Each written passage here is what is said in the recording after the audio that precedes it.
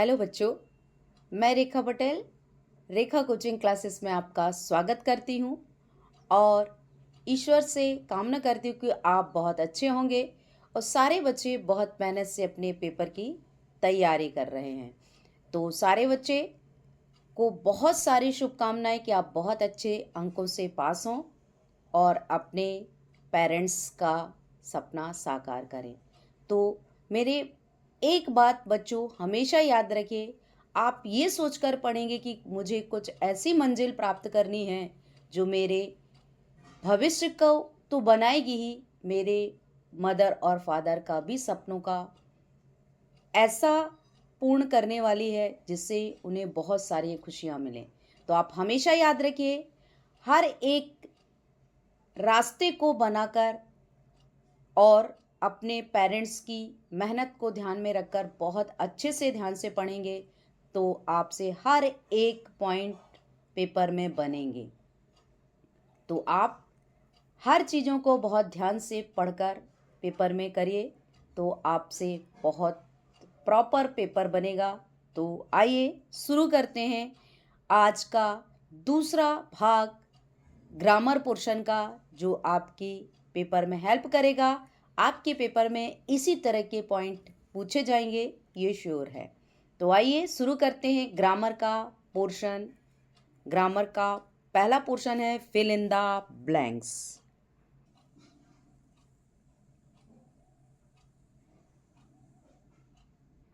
Fill in the blanks में पहला point बोल रहा है जुलाई कम्स अगस्त। तो आपको बोला गया है पॉइंट में बिफोर, आफ्टर, विथ। तो तीन में से क्या भरना था, आपको क्वेश्चन को समझना है। जुलाई कम्स बिफोर अगस्त, इसका अर्थ है कि जुलाई जो है वो आती है अगस्त के पहले। तो याद रखिए बिफोर आएगा, बिफोर मीन्स पहले, आफ्टर मीन्स बाद। जब हम जुलाई और अगस्त के नाम को बदल दें तो आप याद रखिए आफ्टर हो जाएगा। तो प्रश्न को आपको पढ़ना है, कोशिश करिए समझने की कि वो प्रश्न क्या बोल रहा है, क्योंकि बहुत सारे बच्चे प्रश्न नहीं पढ़ पाते, उसे समझ नहीं पाते, तो थोड़ा सा प्रॉब्लम होती है। पर याद रखिए आप प्रैक्टिस करके रखेंगे तो आपसे बनेगा। तो नेक्स्ट बोलता है Ashoka was one of blank greatest king of India. इसमें आर्टिकल को फिल करना है आपको, ए एन द। तो आप याद रखिए कोई भी ग्रेट वस्तु हो और जिनका बहुत ही नाम हो उनके नाम के आगे, और पवित्र चीज़ें हैं उनके नाम के आगे, हमेशा वर्डिंग में स्वर व्यंजन सारी चीज़ों के सामने क्या लगना है, ये चीज़ें याद रखिए। तो आपको याद रखना Ashoka was one of the greatest king of India. तो आपके आर्टिकल में द भरा जाएगा। नेक्स्ट थर्ड बोलता है we fill in the blanks follow the traffic rules.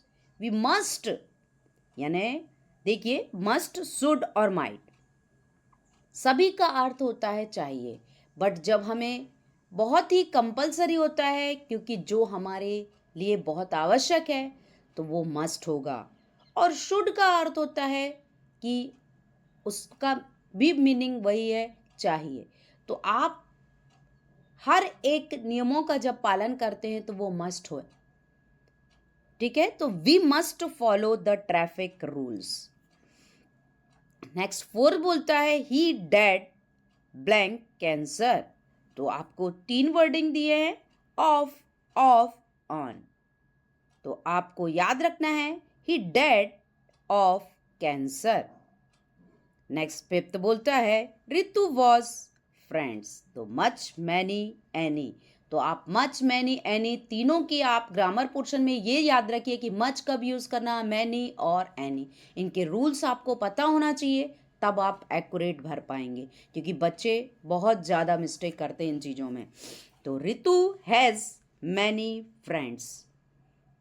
इसके बाद छठवा बोलता है सी ब्लैंक आ सॉन्ग। तो सी सिंग्स आ सॉन्ग, वह गाना गाती है। तो याद रखिए शी गर्ल्स के लिए प्रोनाउंसिएट होता है और ही जो है बॉयज़ के लिए। नेक्स्ट बोलता है 7 ब्लैंक यू लिव लॉन्ग। तो जब हम किसी को ब्लेसिंग देते हैं, आशीर्वाद देते हैं, तो बोलते हैं मे यू लिव लॉन्ग, मतलब अधिक जीवन आयु दीर्घायु हो। तो ये इसमें जो वर्डिंग भरी गई है वो मे भरी हुई है। तो आइए, ये हमारे 7 फिल इन द ब्लैंक्स थे। आइए जानेंगे 8वां पॉइंट क्या है। देखिए 8वां पॉइंट, 9वां, 10वां, 11वां, 12वां। 8वां पॉइंट बोलता है Sita is blanks than any other girl. तो आपको इसमें डिग्री का प्रयोग करना था। तो आपको याद रखना है डिग्री में हमेशा कंपैरिजन होती है, beautiful, more beautiful, most beautiful. तो जिस तरह से अच्छा, बहुत अच्छा और बहुत ही अच्छा, यानी हमेशा याद रखिए। तो बोला गया है सीता की कंपैरिजन की गई है अदर गर्ल से, तो आप याद रखिए मोर इंटेलिजेंट आएगा फिल इन द ब्लैंक्स में। नेक्स्ट सेकंड है आई ब्लैंक्स दिस बुक यस्टरडे। तो आपको 3 वर्ड दिए हैं, रीड, रीडिंग, रीड्स। तो यस्टरडे दिया हुआ है, तो आप बच्चों याद रखिए यस्टरडे के कारण बीता हुआ है, तो याद रखिए आपको रीड आएगा। रीड के तीनों फॉर्म सिमिलर होते हैं, रीड, रीड, रीड। तो आप याद रखिए आपको जो टेंस के फॉर्म हैं वो आने चाहिए, तभी आप उसे पहचान सकते हैं। तो आपको प्रेजेंट, पास्ट और फ्यूचर की वर्डिंग क्या यूज़ करना है, तभी आप बहुत अच्छे से उसे चूज़ कर पाएंगे। नेक्स्ट बोल रहा है 10 नंबर में blanks you work hard you will fail. You work hard you will fail, यदि तुम कठिन परिश्रम नहीं करते तो तुम फेल हो जाओगे। तो आपको if, as long as, unless भरना है। अनलेस का अर्थ होता है यदि, नहीं। तो याद रखिए आपके फिल इन द ब्लैंक्स में अनलेस आएगा, और इफ का अर्थ होता है यदि, एज लॉन्ग एज यानी ज्यों ही। इसके बाद 11 नंबर में बोलता है my father is a blank. उसके बाद आ जाता है टीचर, रिटायर्ड, रिटायर, रिटायरिंग। तो माई फादर इज अ, याद रखिए ब्लैंक है, रिटायर, इसका अर्थ ये हो गया कि हो रहे हैं। तो आपकी वर्डिंग में my father is a retired teacher.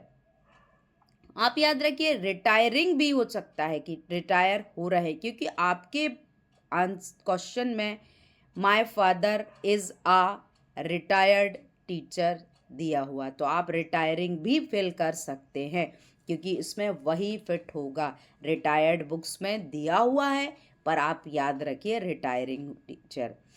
इसके बाद 12 नंबर में बोल रहा है how blank time is left.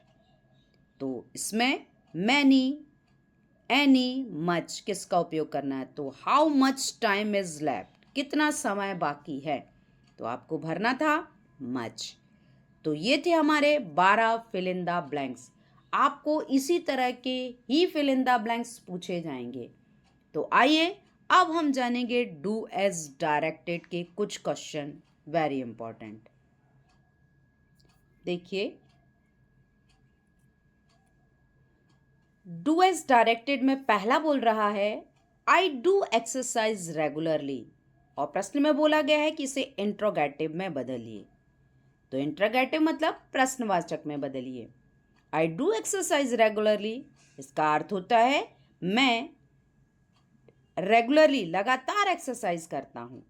तो आप याद रखिए जब डू डज लगा हुआ है वाक्य में, तो आप में क्वेश्चन में बदलने के लिए डू डज आगे करेंगे, और आई वी दे यू जो वर्डिंग है उसे बाद में करके प्रश्नवाचक चिन्ह लगा देंगे।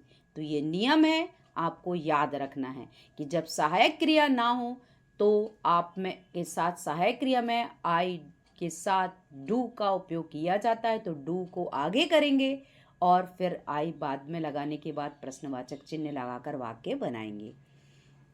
तो ये हो गया डू आई एक्सरसाइज रेगुलरली और प्रश्नवाचक चिन्ह। इसके बाद सेकंड बोल रहा है the boy is very heavy, he can not lift it.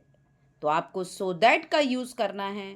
तो आप याद रखिए वेरी को हटाकर सो का प्रयोग किया है मैंने, देखिए मार्किंग की है, सो दैट लगा हुआ है। तो हैवी के बाद दैट लगा, उसके बाद दूसरा वाक्य भी लिख गया, यानी दोनों वाक्य को जोड़ दिया। तो हो गया वाक्य आपका the boys is so heavy that he can not lift it. तो आपका सो दैट इस तरह से प्रयोग किया जाता है। वाक्य में वेरी हो तो आपको वेरी को हटाकर शो लगाना है और वर्ड आपका सेंटेंस पूरा होने के बाद दैट लगाकर वाक्य को जोड़ना है। नेक्स्ट थर्ड बोलता है ओपन द डोर। तो इसे पैसिव वॉइस में बदलना है। आपका वाक्य जो एक्टिव वॉइस में है तो पैसिव वॉइस में बदलने के लिए हमेशा याद रखिए ओपन द डोर, यानी आपको ऑर्डर मिल रहा है, ऑर्डर में आएगा late the door be open.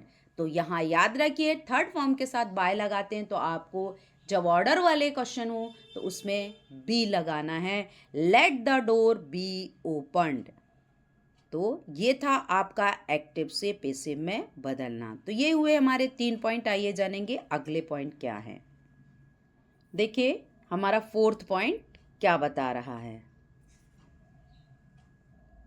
Fourth point में बोल रहा है we are living in Delhi since 2013, यानी सेंटेंस को करेक्ट करना है। तो आप याद रखिए we have been living in Delhi since 2013, यानी आपका याद रखिए we are living in Delhi since 2013 था तो याद रखिए हैव बीन आएगा क्योंकि रह रहा है।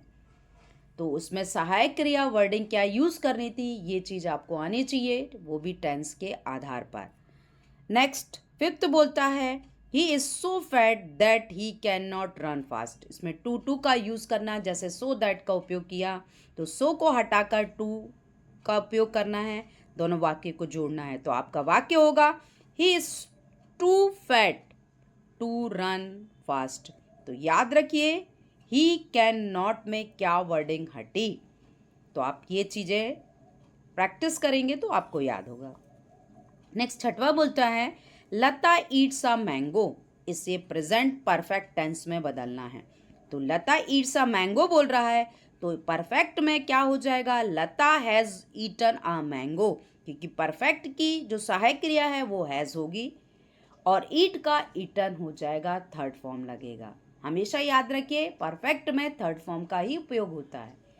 तो ये थे हमारे 6 पॉइंट। आइए जानेंगे अगला पॉइंट। देखिए हमारा अगला पॉइंट क्या कह रहा है। हमारा 7 नंबर का पॉइंट बोल रहा है Meena goes to school every day. तो इसे किस में बदलना है इंट्रोगेटिव में।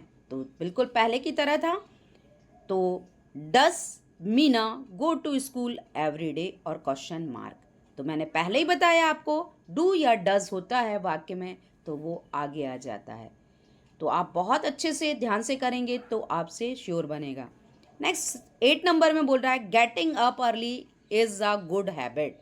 तो इस वाक्य में मिस्टेक है, यानी इसे आपको सुधार कर इट करना है। तो आप याद रखिए it is a good habit to get up early. तो आपने पूरा वाक्य में कुछ जो है वो चेंजिंग हुई और इट लगकर वाक्य बना। तो इसे प्रैक्टिस ही करना पड़ेगा तब आपसे बनेगा। नेक्स्ट 9 नंबर में बोलता है our team won the match. Change in the passive voice, इसे पैसिव वॉइस में बदलना है। तो आप याद रखिए the match was won by our team. The match था वो आगे आ गया। याद रखिए सब्जेक्ट की जगह ऑब्जेक्ट, ऑब्जेक्ट की जगह सब्जेक्ट हो जाता है। आप जैसे आपकी भाषा में बोला जाए तो आगे का वाक्य पीछे, पीछे का वाक्य आगे। तो ये भाषा आपकी लैंग्वेज के आधार पे बोल रही हूँ मैं, पर यहाँ सब्जेक्ट और ऑब्जेक्ट बोला जाएगा। तो आप याद रखिए द मैच था वो आगे आ गया और याद रखिए वॉन का मतलब है जीता। पास्ट टेंस की सहायक क्रिया जो हो जाएगी वो वॉज और वॉन थर्ड फॉर्म होगा, उसके बाद बाय लगेगा, उसके बाद आवर टीम। तो ये था पैसिव वॉइस में। लास्ट 10 नंबर में बोलता है I surprised was this at news. तो बच्चों याद रखिए ये वाक्य आपको तोड़ तोड़ कर दिया हुआ है, इसके साथ स्लैश लगा हो, तो आप याद रखिए ये सेंटेंस को आपको जमाना है। Arrange the sentence. अरेंज करना जब आएगा जब आपको पता है कि सब्जेक्ट, ऑब्जेक्ट और वर्ब कहाँ लगानी है, तो आपसे बहुत अच्छे से बनेगा। तो आपको सॉल्व किया है मैंने, तो आप इस तरह से प्रैक्टिस करेंगे। I was surprised at this news. तो इस प्रकार से आपको आई, जो आपके पास आई भी दे यू जो है, तो नाम, उसके बाद उसकी क्रिया, उसके बाद जो याद रखना हेल्पिंग वर्ब बोलेंगे इसको, इसके बाद सहायक क्रिया के बाद जो है कार्य जो हो रहा है, किया गया कार्य है, वो से क्रिया कहेंगे, वो वर्डिंग, उसके बाद जो है आगे के वर्डिंग यूज करते हैं। तो ये थे हमारे डू एज डायरेक्टेड के पॉइंट। तो आपको इन्हें लिख के बहुत अच्छे से तैयार करना है। तो सारे बच्चे बहुत अच्छे से लिखकर प्रैक्टिस करेंगे तो पेपर में बहुत अच्छे से बनेगा। तो आज की वीडियोस में इतने ही पॉइंट थे। अगले वीडियोस में आपकी डिमांड के अनुसार और भी पॉइंट बहुत अच्छे से लेकर आऊँगी। तो सारे बच्चे इस वीडियो को बहुत सारे बच्चों को शेयर करेंगे और लाइक कर लेंगे। तो थैंक यू।